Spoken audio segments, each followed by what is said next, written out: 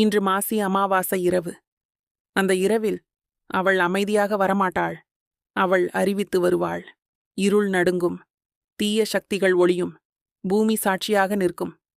மசான கொள்ளைக்காரி, மலையனூர் பேரரசி, அங்காள பரமேஸ்வரி, உன்னத் தேடி வருவேன். இது ஒரு வசனமல்ல, இது ஒரு தீர்ப்பு.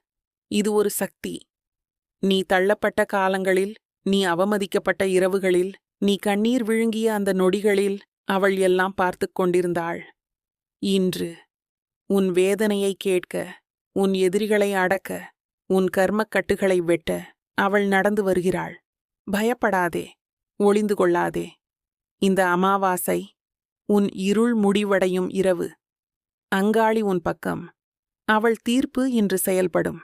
இந்த அருள்வாக்கு உன் மனதை தொட்டிருந்தால், இந்த அமாவாசை இரவில் அம்மனிடம் நீ சொல்ல விரும்பும் ஒரே வார்த்தையை கமெண்டில் எழுது. அங்காள பரமேஸ்வரி உன் குரலை கண்டிப்பாக கேட்பாள்.